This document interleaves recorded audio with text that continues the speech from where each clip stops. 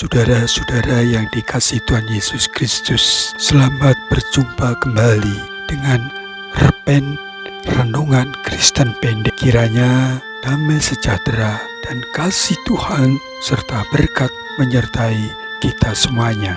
Amin. Mari kita berdoa mohon tuntunan Tuhan. Bapa kami yang di surga, sertai kami Bapa, untuk kami boleh mengenal janji Tuhan yang indah, keselamatan yang maha sempurna, melalui kasih, melalui penebusan Tuhan Yesus. Dalam nama Tuhan Yesus, amin. Saudara-saudara yang dikasihi Tuhan Yesus, renungan Kristen pendek ini dengan judul Alhamdulillah, bebas dari azab neraka. Saudara-saudara yang dikasihi Tuhan, azab menurut Kamus Besar Bahasa Indonesia adalah siksa, hukuman. Jadi kalau disebut azab neraka berarti siksa, hukuman di neraka. Padahal namanya siksaan, hukuman itu siapa sih yang mau menerima atau menanggungnya? Apalagi kalau azab itu di neraka yang maha mengerikan. Mana ada yang tahan kalau cuma 1 jam atau 2 jam di neraka? Mungkin ada yang bisa menanggung. Tetapi kalau selamanya kekal, wah siapa mau? Dan ini adalah kepastian yang tidak bisa diubah oleh siapapun. Karena itu kepastian Tuhan, kepastian Allah yang Maha Kuasa.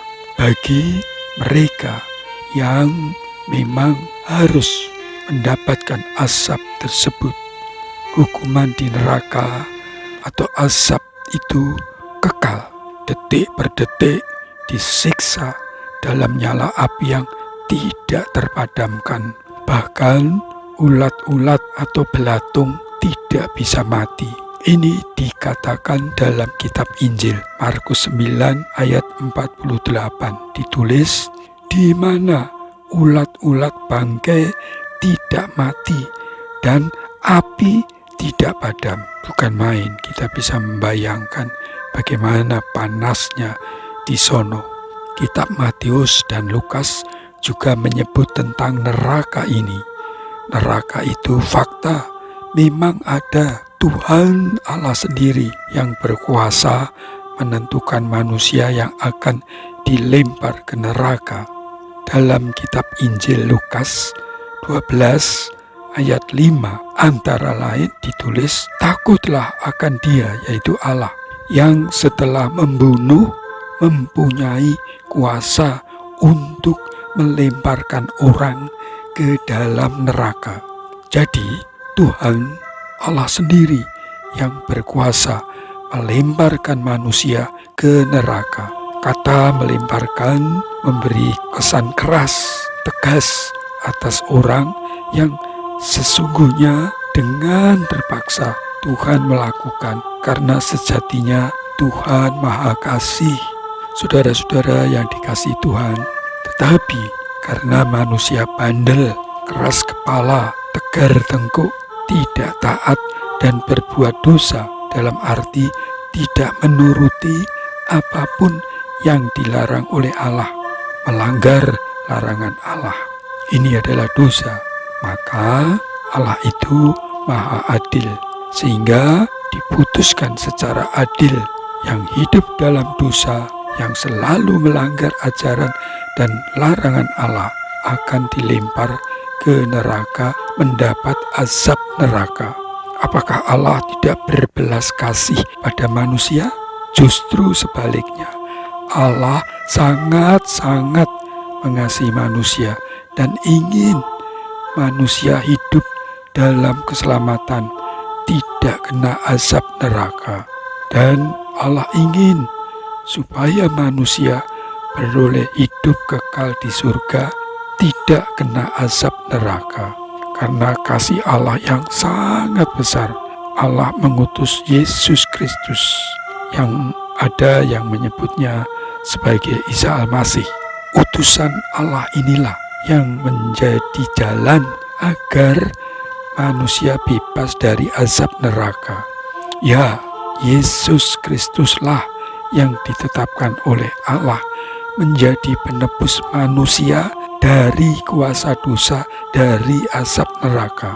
Dengan jalan Yesus menjadi korban penebus dari dosa. Dengan jalan disalib, lewat penyaliban ini terjadi penebusan.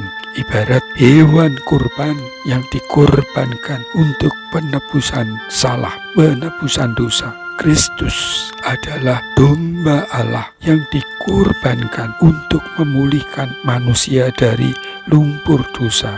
Setelah Kristus menjalani misinya, kemudian ia ditolak, bahkan kemudian ia disiksa dan disalib, dan setelah itu dikuburkan, yang dikenal dengan istilah orang-orang Kristen sebagai turun ke dalam kerajaan maut. Ya, artinya Kristus turun ke azab neraka.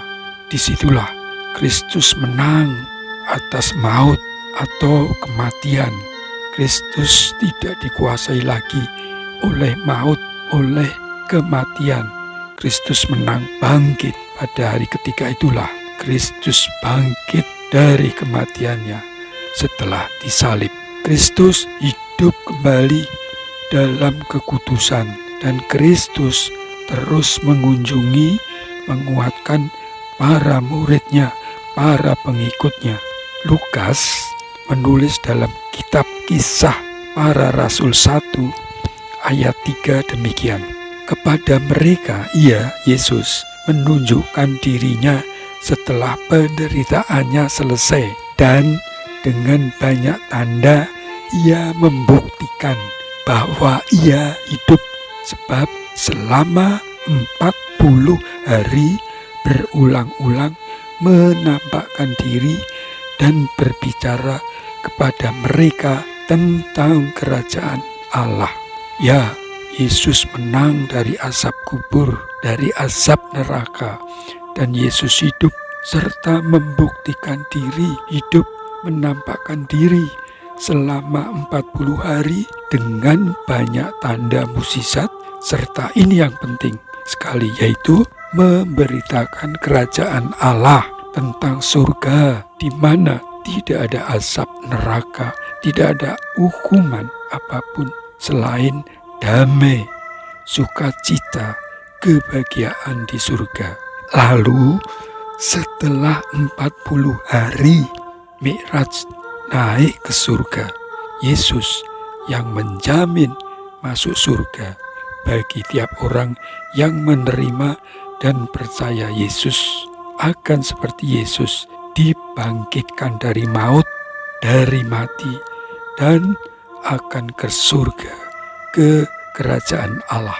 Kata Yesus, "Akulah jalan dan kebenaran dan hidup. Tidak ada seorang pun yang sampai kepada Bapa, yaitu Allah, kalau tidak melalui aku." Ini ditulis di Yohanes 14 ayat 6. Malahan janji surga disampaikan pula oleh Yesus pada Yohanes 14 ayat 1 sampai 2 ditulis, "Jangan gelisah hatimu, percayalah kepada Allah, percayalah juga kepadaku.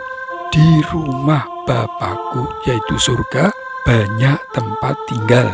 Jika tidak demikian, tentu aku mengatakannya kepadamu. Sebab aku pergi ke situ, yaitu surga, untuk menyediakan tempat bagimu." Alhamdulillah, puji syukur bagi Tuhan. Yesus telah menyediakan tempat di surga. Tidak ada azab neraka. Alhamdulillah, disediakan rumah di surga oleh Yesus yang hidup. Karena Yesus hidup, Yesus yang bisa menjamin orang-orang yang menerima dan percaya kepada Yesus bebas dari azab neraka. Alhamdulillah, puji syukur, bebas dari azab neraka. Amin. Bapa kami yang di surga, terima kasih Tuhan. Terima kasih Tuhan Yesus. Oleh karena darah Tuhan Yesus, oleh karena penebusan Tuhan Yesus, kami boleh sampai ke surga. Bahkan Tuhan menyediakan tempat di surga dan kelak akan datang menjemput kami kembali ke surga. Tempat kami boleh diam dengan kekal dalam damai, tentram, dan bahagia. Terima kasih Tuhan Yesus. Bapa, kami mau berdoa Bapa untuk saudara-saudara kami. Berkati yang mencari pekerjaan, beri mereka boleh dapat pekerjaan untuk menyiapkan masa depannya. Berkati mereka yang merindukan pasangan hidupnya, pertemukanlah jodohnya dalam kasih Tuhan Yesus. Berkati saudara-saudara kami yang sudah menikah, merindukan mempunyai anak, berkatilah Tuhan Yesus. Kami berdoa untuk saudara kami yang sakit, Tuhan sembuhkan dari penyakitnya melalui perawatan, pengobatan, juga di masa pandemi ini. Tuhan sembuhkan yang isolasi, yang di rumah sakit, berkati vaksinasi, berkati para tenaga medis, berkati mereka yang mengalami kesulitan dalam masalah ekonomi, keuangan, mereka yang bangkrut, mereka yang gagal dalam usaha mereka. Tolonglah Tuhan, tolonglah mereka yang mengalami berbagai persoalan, juga mereka yang undur imannya, yang ragu-ragu, yang bimbang akan pertolongan Tuhan. Teguhkan iman mereka. Tuhan, tolonglah tiap-tiap pergumulan anak-anak-Mu.